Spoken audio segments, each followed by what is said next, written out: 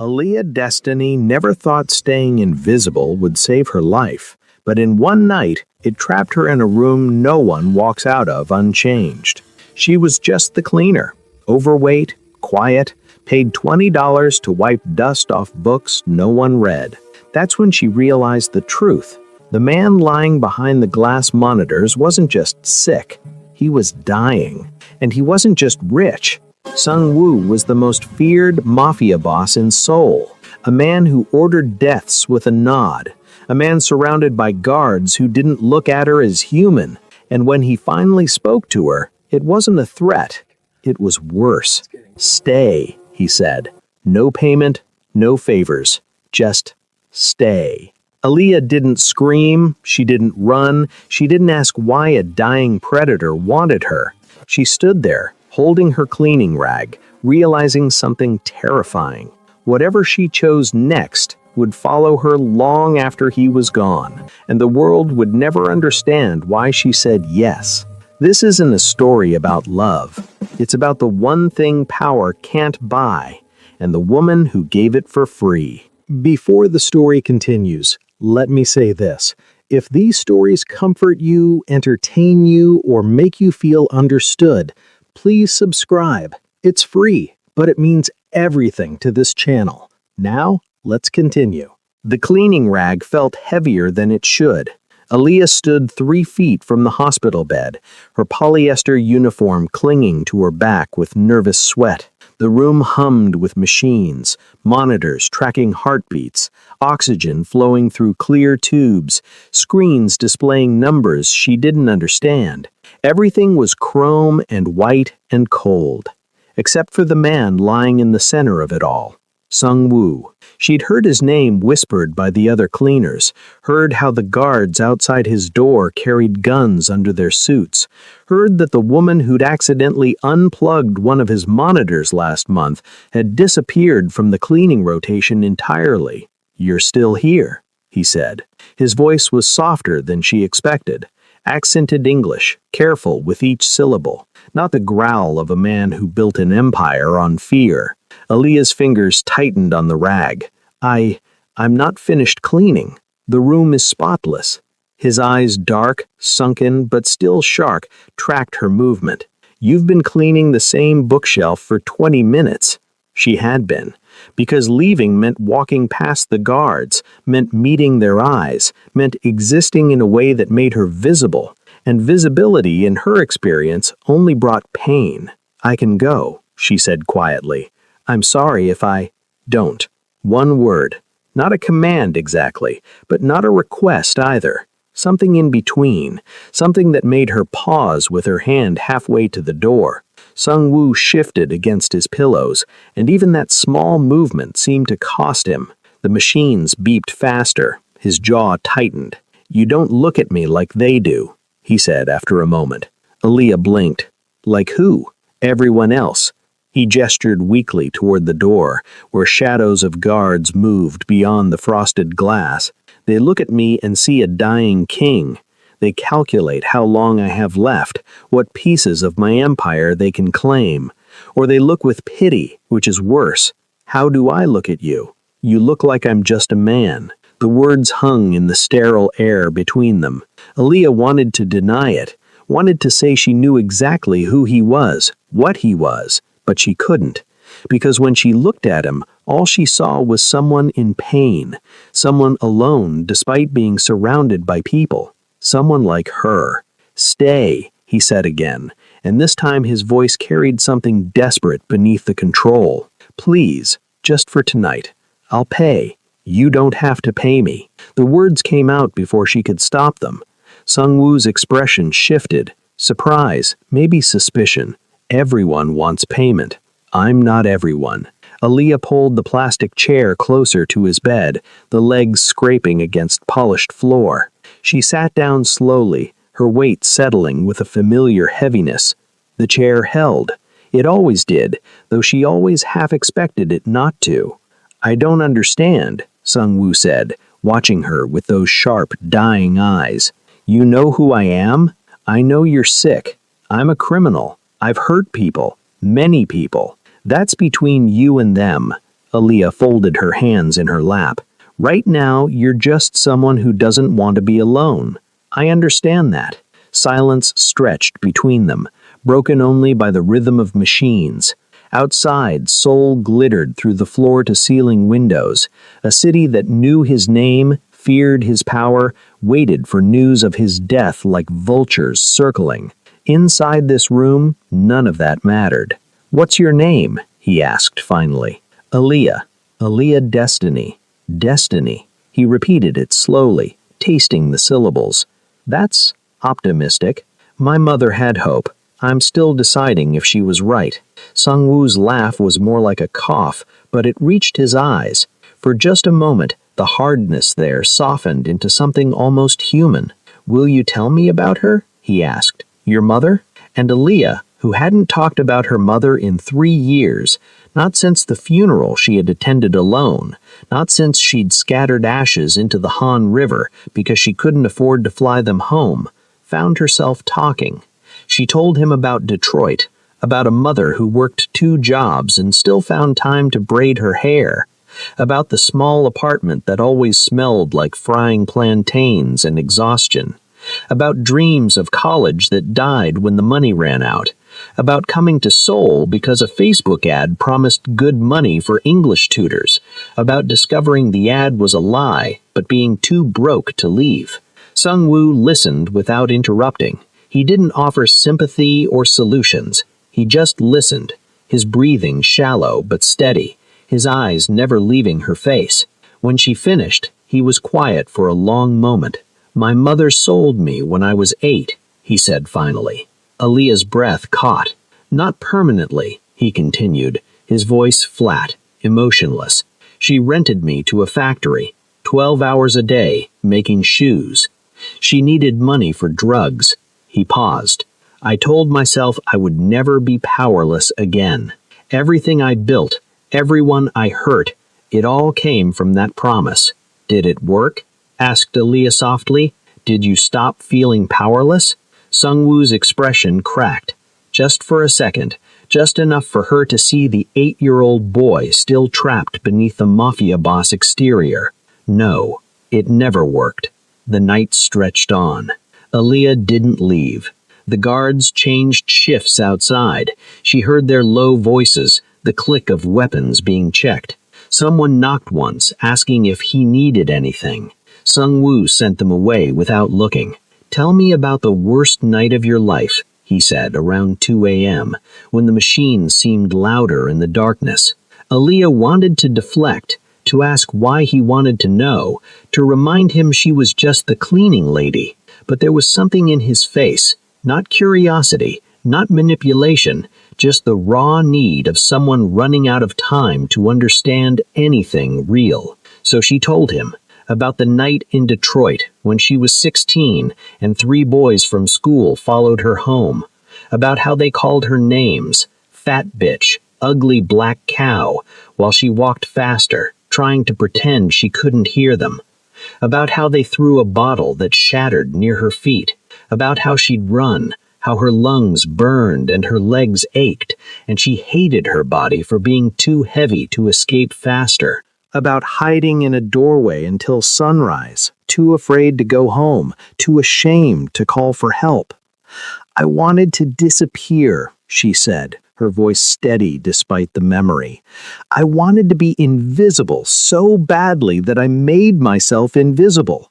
I stopped speaking up in class, stopped making friends, stopped existing in any way that made me noticeable. And it worked. I became so invisible that people looked right through me. Until tonight," Sung-woo said.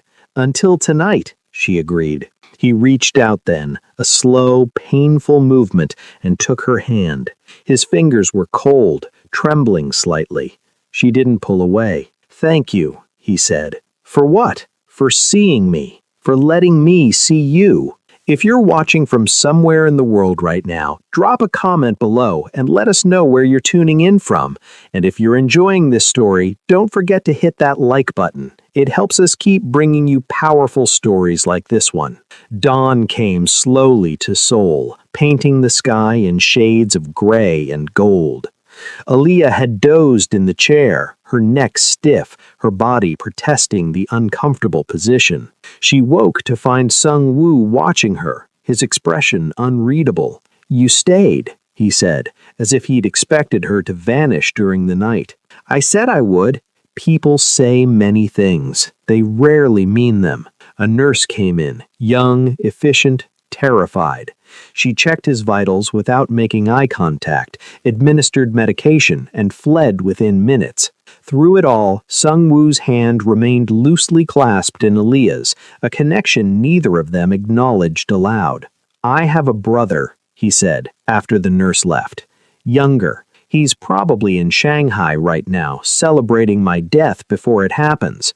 "You don't know that." "I do," Sung Woo's voice carried certainty. "I trained him to be ruthless. I taught him that family is just another word for competition. He learned well. Do you regret it?" "I regret many things." He paused, his breathing labored.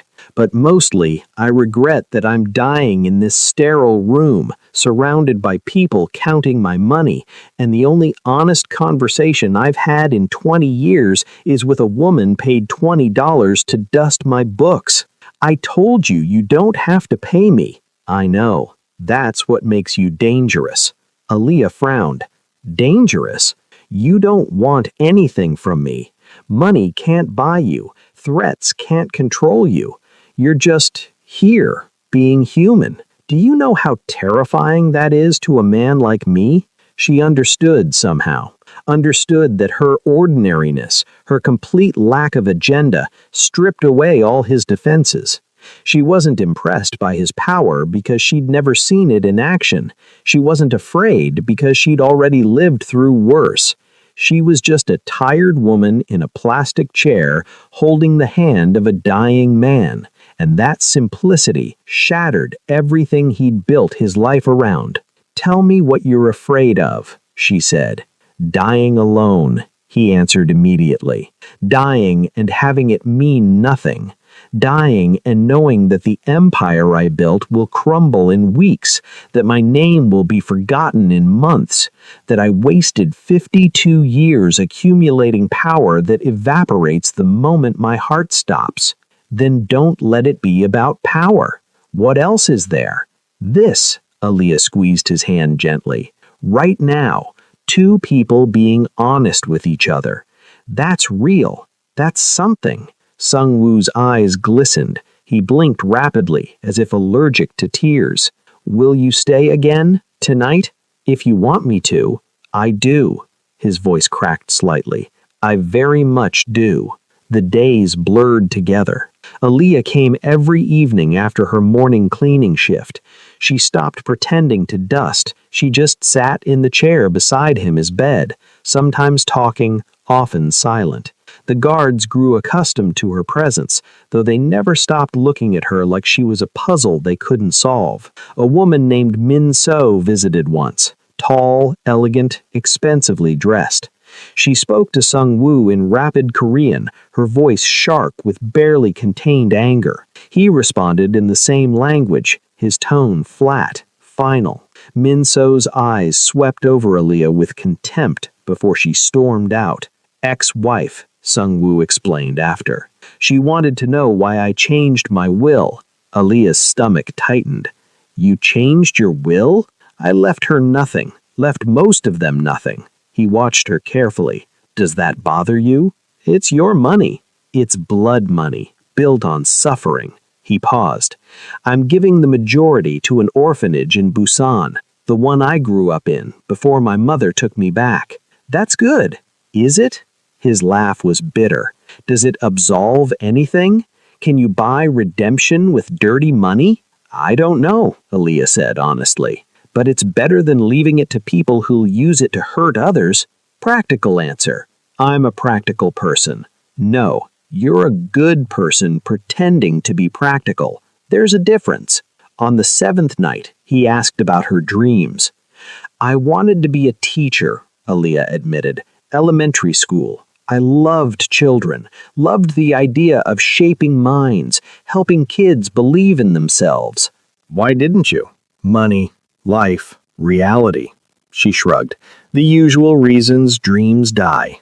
If you had unlimited resources, what would you do? Start a program for kids like I was, overweight kids, poor kids, invisible kids. Show them they matter. She smiled sadly. But I don't have unlimited resources. I have $20 a night and a work visa that expires in 4 months. Sung Woo was quiet for a long time. My lawyer will contact you next week, he said finally. Don't what? Don't try to give me money. Don't try to fix my life. That's not why I'm here. Then why are you here? Aaliyah met his eyes steadily. Because you asked me to stay. Because nobody should die alone. Because I'm tired of being invisible. And somehow, in this room, I'm not. Something shifted in Sung Woo's expression. Respect. Maybe gratitude. Maybe something deeper that neither of them could name. You're extraordinary, he said softly. I'm ordinary. That's the whole point. No, Aaliyah Destiny.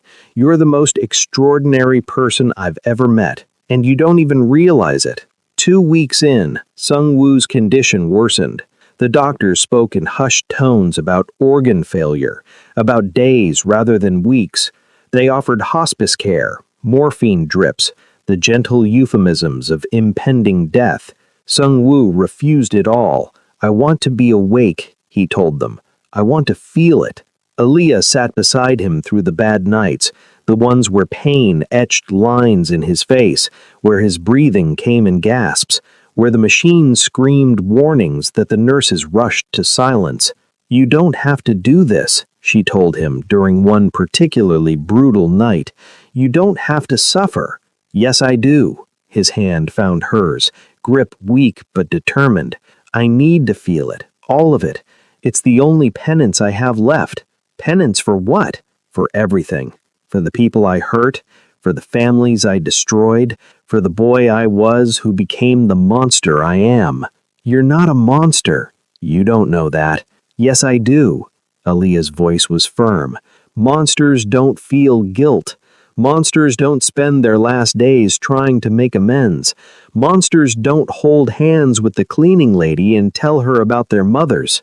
Sung Woo's face crumpled. For the first time since she'd known him, he cried, deep, wrenching sobs that shook his failing body.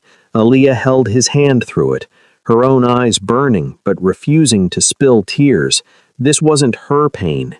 This was his, and he needed to feel it. I killed a man once. He stole from me. Not much, a few thousand won. His family was starving, so he took food from one of my warehouses. Sung Woo's voice was hollow. I made an example of him. Had him beaten in front of his wife and daughter. He died 3 days later from internal bleeding. Aaliyah said nothing. What could she say? His daughter would be your age now, he continued. If she's even alive. I don't know. I never checked. I just moved on. Why are you telling me this? Because I need someone to know. I need someone to carry the truth of who I was, what I did. The world thinks I'm a king, a businessman, a powerful man, but you need to know that I'm just a murderer who got lucky. I already knew, Aaliyah said quietly. I'm not naive, Sung Woo. I know what you've done. I sit here anyway. Why? Because that man who died 20 years ago, that decision you made, that's not happening right now. Right now, you're just scared and in pain and trying to make what peace you can. And right now is all we have. He stared at her, tears still wet on his face. How are you real? He whispered. I'm not special. I'm just here. That's what makes you special. The media started circling. Somehow word had leaked that Seoul's most notorious crime boss was dying, and journalists camped outside the building, their cameras ready to capture any glimpse of the powerful brought low.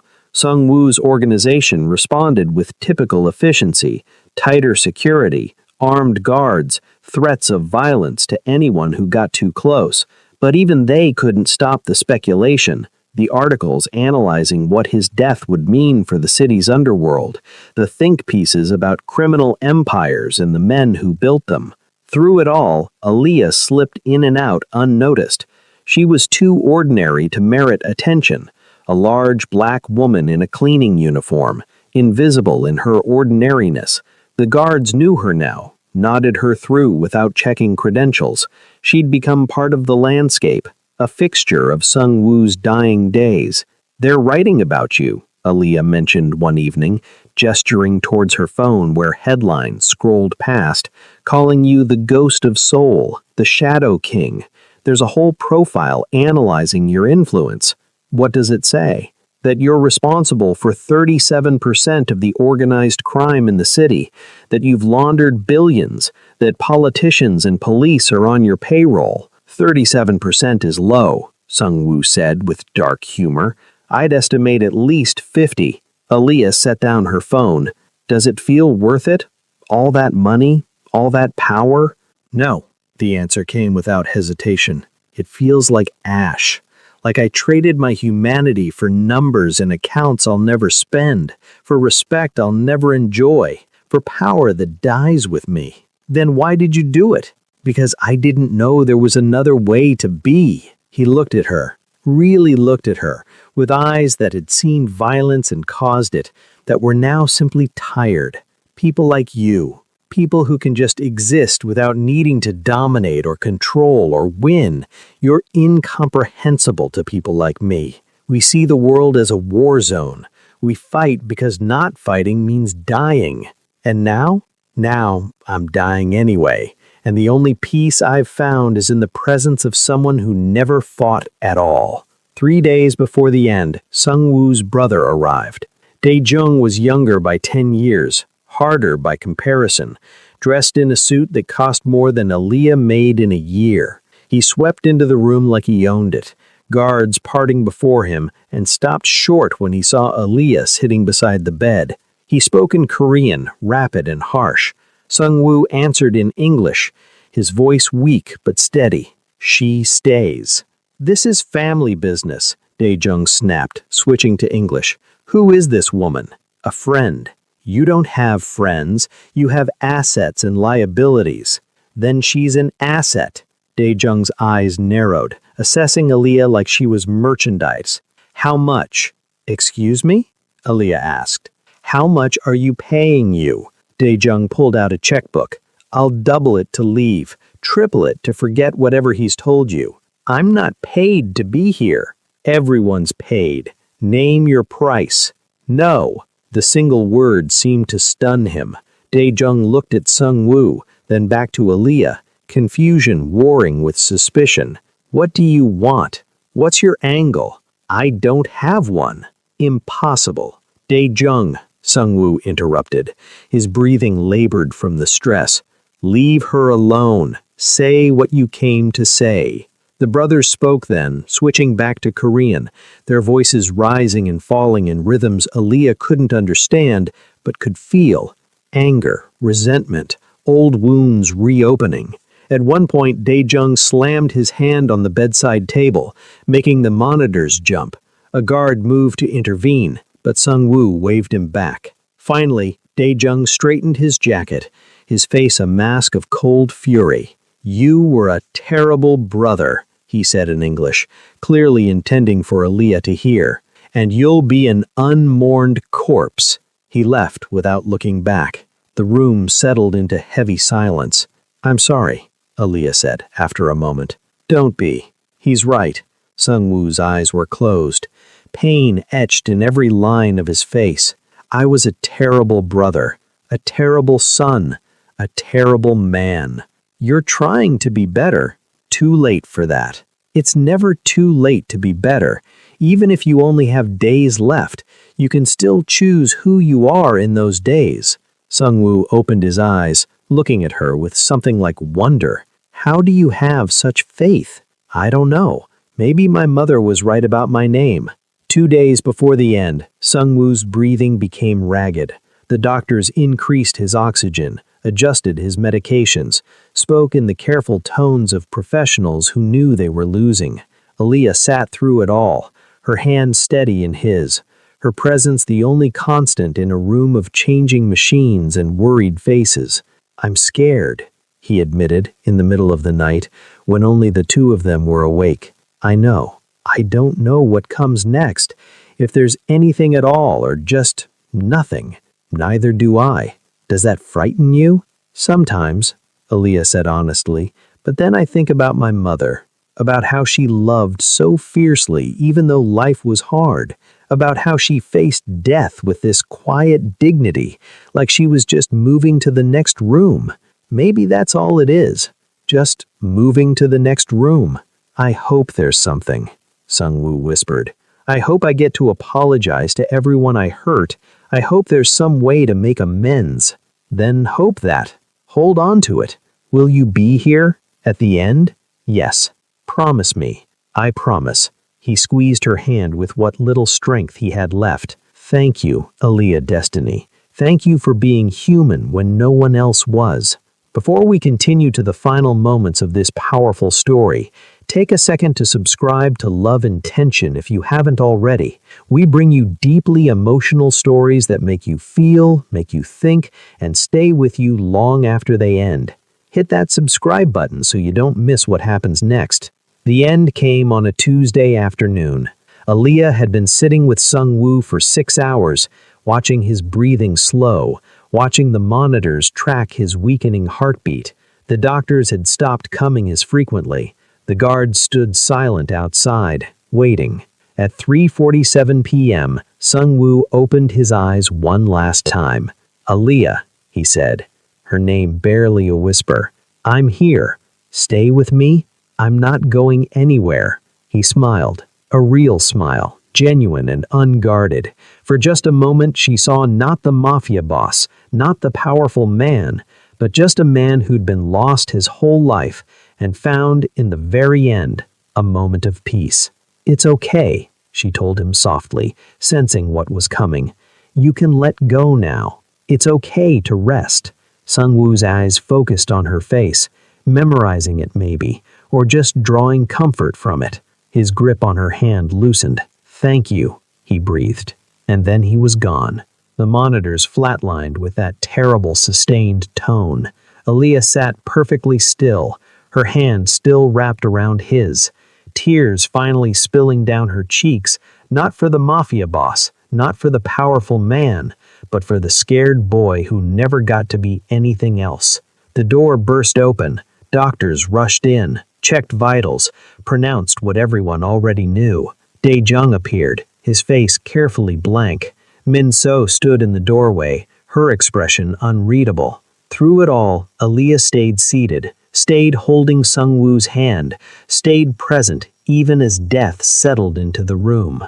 A guard touched her shoulder gently. Miss, you need to leave now. She nodded, carefully releasing Sung-woo's hand, straightening his blanket one last time. She stood slowly, her body stiff from hours of sitting, and turned to leave. Wait, Dae-jung said. She paused. What did he tell you? He demanded. About his assets, his accounts, his operations. He told me about his mother and his brother and his regrets. That's all? That's all that mattered. Dae-jung stepped closer, his voice dropping. There will be compensation for your time, for your discretion. I don't want compensation. Everyone wants something. I wanted to make sure he didn't die alone, Aaliyah said simply. That's done now. She walked past him, past the guards, past Min-so's calculating stare, and out into the hallway. Behind her, she heard raised voices beginning to argue about assets and control, and all the things that mattered to everyone except the man who'd just died. Aaliyah didn't look back. The news broke within the hour. Seoul crime boss Sung-woo dead at 52. Shadow King's empire in question after sudden death. Power vacuum expected in wake of notorious criminals passing. Aaliyah watched the headline scroll past on her phone as she rode the bus back to her tiny apartment in Itaewon. Reporters speculated, experts analyzed, politicians made careful statements. Not one of them mentioned that he'd died holding someone's hand. Not one of them mentioned that he'd cried. Not one of them mentioned that he'd been, in the end, just a scared man seeking forgiveness. Her phone rang 3 times that evening. Unknown numbers. She didn't answer. The next day, a man in an expensive suit appeared at her cleaning service. Miss Aaliyah Destiny? Yes? I'm Attorney Pak, executor of Mr. Kim Sung-woo's estate. He left specific instructions regarding you. Aaliyah's stomach tightened. I don't want anything from his estate. Nevertheless, he was quite clear. Attorney Pak opened a briefcase, pulling out documents. He's established a trust in your name, 500 million won, to be used for educational programs for at-risk youth. You're named as the director with full control over the funds. No. I'm sorry? No. I can't accept that. Attorney Pak's eyebrows rose. Miss Destiny, this is a substantial sum, life-changing money. You could... I know what I could do with it. Aaliyah's voice was firm. But I didn't sit with him for money. I sat with him because he was alone. If I take that money, it changes what it was. It makes it transactional. And it wasn't. He anticipated you might say that. Attorney Pak pulled out another document. He wrote you a letter. He asked that you read it before making your final decision. He handed her an envelope, thick paper, her name written in shaky handwriting. I'll give you time to consider, Pak said, but please read the letter. That's all I ask. He left his card and departed. Aaliyah held the envelope for a long time before opening it. Dear Aaliyah, if you're reading this, I'm already gone. And if I know you, and I believe I do, you've just refused the trust I set up for you. You're probably telling my lawyer that you didn't sit with me for money, that accepting it would taint what we had, that you want nothing from my estate. You're right, and you're wrong. You're right that what we had was real. Your presence in my final days was the purest thing in my life. No agenda, no manipulation, just human kindness given freely. I will take that gift with me into whatever comes next. But you're wrong to refuse the trust. That money isn't payment for your time. It's not a transaction. It's simply the last act of a dying man who finally understood what matters. You told me about your dream, helping kids like you were, invisible kids who need someone to show them they matter. Let me help you do that. Not because I'm buying your memories of me, not because I'm trying to purchase forgiveness, but because in my last days you gave me the greatest gift anyone ever has. You treated me like a human being. You sat with me when you had every reason to leave. You held my hand when I was terrified. You told me it was okay to let go. Let me give something back. Not to you, but through you. Let me take some of the blood money I accumulated and turn it into something good. Let me help those children you wanted to help. Let my last act in this world be enabling your dream instead of someone else's nightmare. Please, Aaliyah, don't refuse because you think it compromises the purity of what we had. Refuse only if you truly don't want to help those children. But if you do want to help them, then let this money be transformed from something earned through suffering into something that prevents it. You told me it's never too late to be better. Even in my last days, I could still choose who I was. Let me choose this. Let me choose to help you help others. Let my last choice be something good. Thank you for seeing me. Thank you for staying. Thank you for showing me at the very end what it means to be human. With gratitude and respect. Sung-woo. Aaliyah read the letter 3 times, sitting on her narrow bed in her tiny apartment, tears streaming down her face. She thought about the children she'd wanted to help, the invisible ones, the overlooked ones, the ones who believed they didn't matter. She thought about what 500 million won could do, after-school programs, scholarships, mentorship, support. She thought about Sung-woo's face in those final moments, the peace he'd found, the fear that had finally released him, and she made her decision. Attorney Pak looked surprised when she called the next day. I'll accept the trust, under 3 conditions, which are: 1. My name doesn't appear anywhere public. The program won't be named after me or him. It will just exist. Agreed. 2. Every decision about the money goes through an independent board.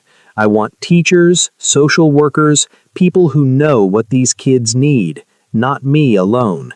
Reasonable. 3.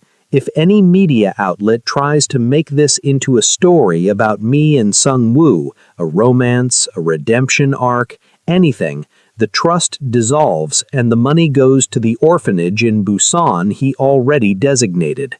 Attorney Park was quiet for a moment. You really don't want the attention.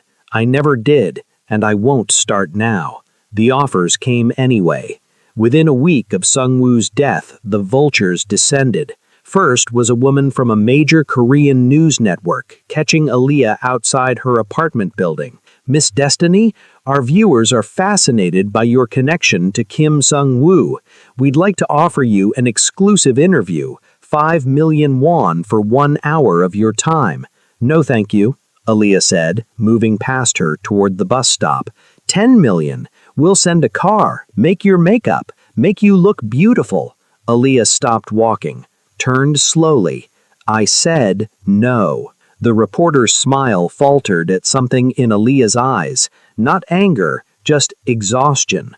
The bone-deep weariness of someone who'd given all she had to give and had nothing left for spectacle. But the world wants to know. The world doesn't need to know everything, Aaliyah said quietly. Some things are private. Some things are sacred. He's dead. Let him rest. She walked away, leaving the reporter standing on the sidewalk, camera crew exchanging uncertain glances. A publisher approached her at the cleaning service. We'll ghostwrite it for you, the man said, his suit impeccable, his smile practiced. You just need to approve the manuscript. We're thinking Love in the Shadows, the cleaning lady who tamed Seoul's most feared criminal. 20 million won advance plus royalties. It'll be a bestseller. Aaliyah continued sorting her cleaning supplies, not looking up. It wasn't love, she said. Well, we can call it whatever you want. It was companionship. It was humanity. It was two lonely people finding each other at the end of one person's life. She finally met his eyes. And it's not for sale. Everything's for sale at the right price. No, Aaliyah said softly. It's not. The publisher tried 4 more times over the next 2 weeks, each time increasing the offer. 50 million won, 100 million. Name your price, Miss Destiny, whatever you want. Aaliyah never responded to any message after the first refusal. Dae-jung came himself on a rainy Thursday evening. He found her at a small convenience store near her apartment, buying instant ramen and milk. When she emerged, he was leaning against a black Mercedes, 3 bodyguards hovering nearby. Miss Destiny, he said, his English crisp. We need to talk. I don't think we do. My brother left you a considerable trust. Some in my organization are concerned about what you might know, what you might share. Aaliyah stopped walking, rain beginning to dampen her hair. I'm not sharing anything. I'm not talking to reporters, not writing books, not giving interviews. I'm just living my life. And the trust? I'm using it exactly as he wanted, helping kids, nothing more. My organization needs guarantees. We need assurances that you won't suddenly change your mind, won't become a liability. I'm not interested in your organization. I never was. Aaliyah shifted her grocery bag to her other hip. Your brother asked me to stay with him while he died. I did. That's finished now. I don't want your money, your threats, or your attention. I just want to be left alone. Dae-jung studied her for a long moment, rain streaking down his face. You really mean that? He said, something like wonder in his voice. Yes, he was right about you. Dae-jung's expression softened almost imperceptibly. He said you were the only real thing in a world of performances. I didn't understand what he meant until now. Can I go home? Aaliyah asked, tired of standing in the rain. One last thing. Dejong pulled an envelope from his jacket, protected from the rain by plastic. This was in his personal safe. He left instructions that if you accepted the trust, I was to give you this. If you refused it, I was to burn it. He handed her the envelope and walked away without another word, his bodyguards falling into step behind him. The Mercedes pulled away, leaving Alia alone on the wet sidewalk. She waited until she was home to open the second letter. Alia, if you're reading this, you accepted the trust. Thank you. Thank you for letting me do one good thing, for letting my last act be helping instead of hurting. There's something else I need to tell you, something I couldn't say when I was alive because I was too much of a coward. Those last days with you were the only time in my adult life I felt truly seen, not as the Shadow King, not as Sang-woo the criminal, not as the man with power and money and blood on his hands, just as a person. You gave me that gift without knowing how rare it was, how precious. You sat with me not because of what I could give you or what I could do to you, but because you recognized suffering and chose to ease it. I'm not fool enough to call it love. I don't know what love is. I've never experienced it, never given it, never believed in it. But I think what you gave me was something even more fundamental. You gave me humanity. You reminded me I was human, even at the very end when I'd forgotten how to be. The world will try to make our story into something it wasn't. They'll say it was romance or redemption or some kind of fairy tale. They'll offer you money and fame and all the things they think matter. Please say no. Not because I'm asking you to protect my reputation, I have none worth protecting, but because what we had was real precisely because it existed outside all of that. It was pure because it was private. It mattered because it was simple. You sat with a dying man. You held his hand. You told him it was okay to let go. That's all it was, and that's everything it needed to be. Don't let them cheapen it. Don't let them turn it into entertainment. Keep it sacred by keeping it silent. And please, please use that trust to help those children. Let something good come from my life. Let my last breath be the beginning of someone else's hope. You told me it's never too late to be better. Because of you, I died believing that. Let me prove it by what I left behind. You are extraordinary, Alia Destiny. Not because of anything you did, but because of who you are. Don't let the world convince you otherwise. With eternal gratitude, Sang-woo. P.S. If anyone ever asks you what I was like in those last days, tell them the truth. I was scared, I was human, and I was grateful. Nothing more, nothing less. Alia folded the letter carefully and placed it in the small box where she kept her mother's ashes paperwork and a single photo from her childhood. Then she lay down on her narrow bed and let herself cry for Sang-woo, for her mother, for the girl she'd been who believed she had to be invisible to survive, for the woman she was becoming who was learning that visibility wasn't always dangerous. The media frenzy lasted 3 weeks. Security footage leaked online, not from inside Sang-woo's room, but from the hallways, blurry images of Alia entering and leaving, always alone, always quiet. The timestamp showed her visits, every evening for 14 days, staying for hours, leaving near dawn. The internet exploded with speculation. She must have been his secret lover. She's probably carrying his child. She's going to inherit everything. She's working with his enemies. She's going to write a tell-all book. None of it was true. But truth didn't matter in the face of a good story. Journalists camped outside her apartment building. They called her workplace. They found her Facebook account from years ago, photos of her in Detroit, younger, smiling at some birthday party, and analyzed them like archaeological artifacts. Through it all, Alia said nothing. She went to work, she cleaned offices, she ate instant ramen alone in her apartment. She met with attorney Pack and the board he'd assembled for the trust, discussing after-school programs and scholarship criteria. She lived her life. You could make this stop, attorney Pack told her during one meeting. One press conference, one statement explaining what actually happened, and the speculation would end. Or it would get worse, Alia replied. They'd ask follow-up questions, want details, turn it into a narrative. No thank you. They're saying terrible things about you. Let them, Alia shrugged. I know the truth. The people who matter know the truth. Everyone else is just noise. Attorney Pack shook his head with something like admiration. You're possibly the most stubborn woman I've ever met. I prefer consistent. Min-so tried next, appearing at Alia's workplace with an offer that made the cleaning service manager's eyes bulge. I'll give you 200 million won, the elegant woman said, her English perfect, her eyes cold. Right now, one bank transfer. All you have to do is sign a statement saying you and Sung-woo had an affair. Alia stopped mopping. Why would I do that? Because it's what the world already believes. You might as well profit from it.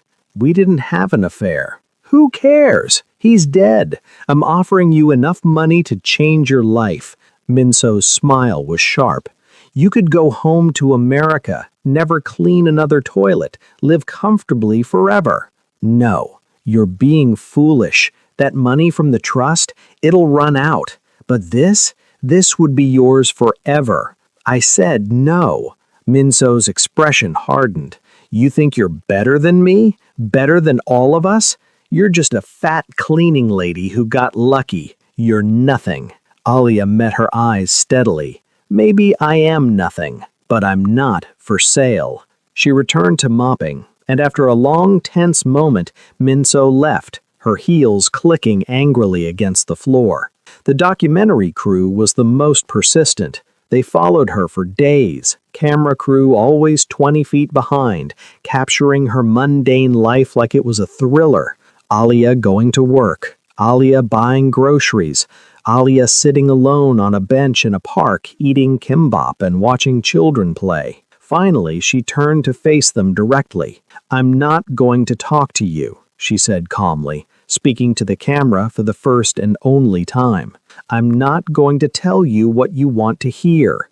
What happened between me and Sung-woo was private. It was human, and it's staying that way. But the public has a right to know. No, they don't. Alia's voice was firm, but not angry. They want to know. That's different. And my privacy is worth more than their curiosity. We could pay you. I don't want your money. I don't want your attention. I don't want to be part of your story. She paused. He was a person, not a character, not a villain, not a redemption arc. Just a person who was dying and didn't want to die alone. That's all you need to know. She turned and walked away. The documentary aired 3 months later without her participation. They used the hallway footage, interviewed people who'd never met Sung-woo, speculated wildly about motivations and meanings. The director called it The Woman in the Shadows, Seoul's Greatest Mystery. Alia never watched it. 6 months after Sung-woo's death, the program launched. Haven Spaces operated out of 3 community centers in Seoul's poorest neighborhoods. No name attached, no donor credited, just simple flyers in Korean and English announcing free tutoring, hot meals, and a safe place for kids who needed one. Alia visited the centers weekly, not as a director or founder, but as a volunteer. She helped with homework, taught English basics, and mostly just listened. She saw herself in these children, the quiet ones, the ones who tried to be invisible, the ones who believed they didn't matter. You matter, she told a 12-year-old girl one afternoon, a heavy girl who reminded Alia painfully of her younger self. I know it doesn't feel like it. I know you think if you could just disappear, life would be easier, but you matter. And someday you'll meet someone who helps you remember that. The girl looked up with tears in her eyes. You really think so? I know so. The first anniversary of Sung-woo's death came and went. The media did retrospectives, analyzing his impact, his crimes, his mysterious final days. Some journalists tried one more time to contact Alia. She ignored them all. Instead, she spent that day at the Han River, the same place she'd scattered her mother's ashes years before.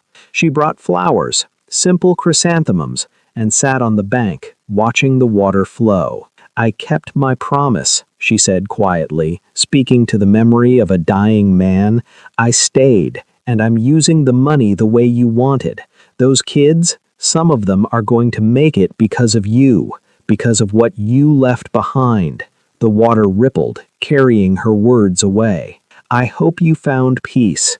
I hope wherever you are, you're not the Shadow King anymore. I hope you're just Sung-woo, and I hope that's enough." She sat there for an hour, then stood, dusted off her pants, and walked back to her ordinary life. 2 years later, a journalist finally tracked down the full story. She was young, persistent, and genuinely curious rather than sensational. She had spent months researching, interviewing dozens of people, piecing together fragments. She approached Alia at a Haven Spaces center, notepad in hand, recorder off. "I'm not here for an expose. I just want to understand. Everyone talks about how you refused everything. Money, fame, opportunities. Why?" Alia considered not answering, but there was something honest in the woman's face, something genuinely seeking understanding rather than spectacle. "Because it wasn't about any of that," she said simply.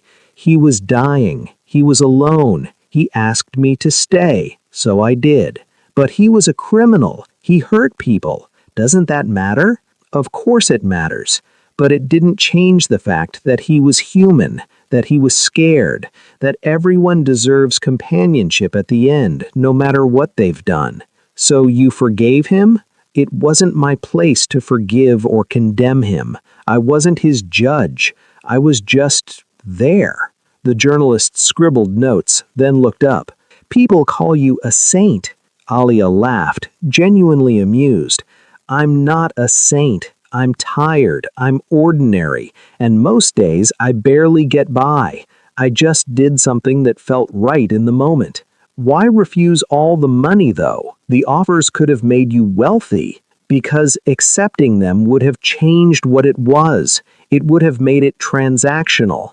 It would have meant I stayed for payment instead of staying because someone needed another human being and I was willing to be that.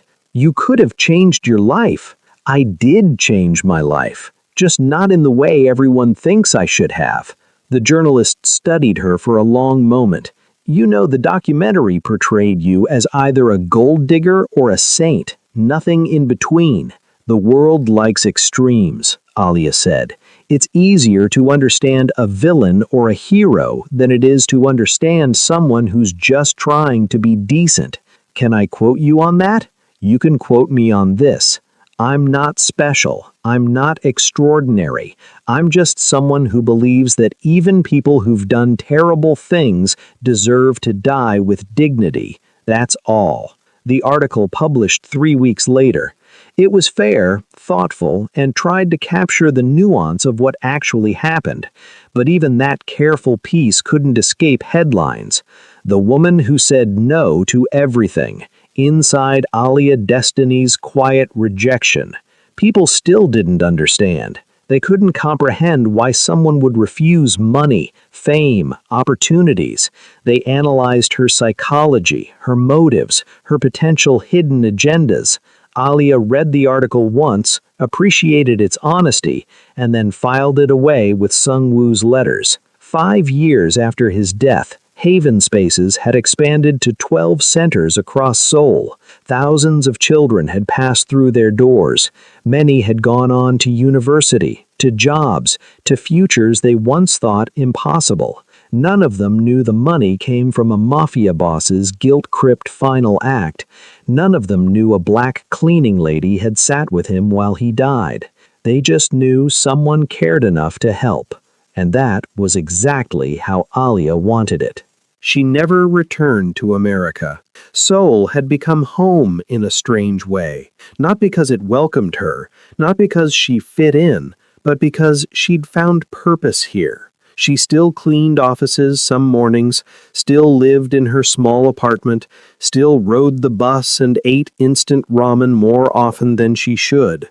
But now she also had the centers, the children, the quiet satisfaction of watching invisible kids discover they mattered. On particularly difficult days, when exhaustion threatened to overwhelm her, she would pull out Sung-woo's letters and read them again. Not all of them, just the final lines. You are extraordinary, Aaliyah Destiny. Not because of anything you did, but because of who you are. Don't let the world convince you otherwise. And she would remember that staying had been worth it, that sometimes the most powerful thing you can do is simply remain present, that humanity matters more than headlines. Years later, a film student at Seoul National University would choose the story as her thesis project.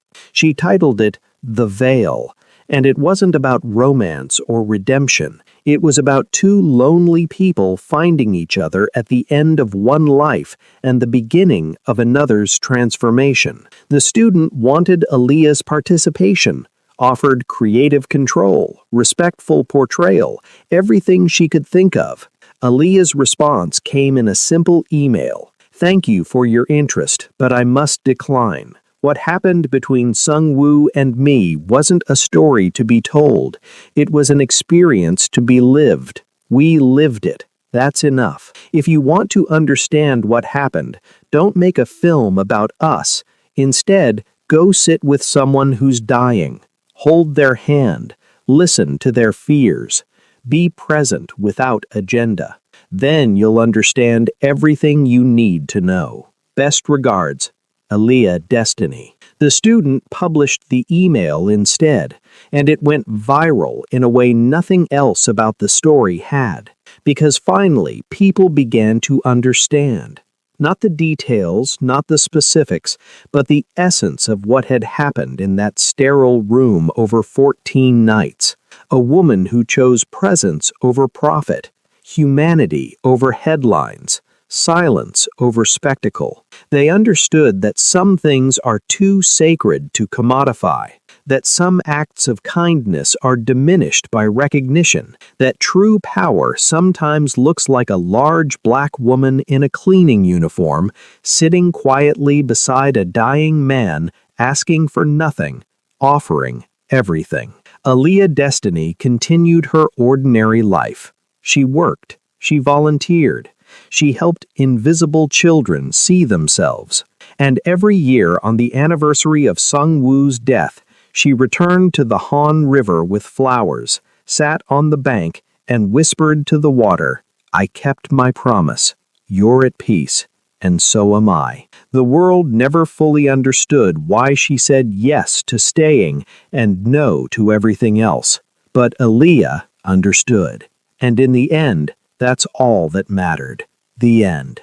This story isn't about love. It's about the one thing power can't buy. Simple human presence, and the woman who gave it freely. It's about choosing dignity over dollars, silence over celebrity, humanity over headlines. In a world that screams for attention, Aaliyah Destiny whispered, and somehow that whisper changed everything.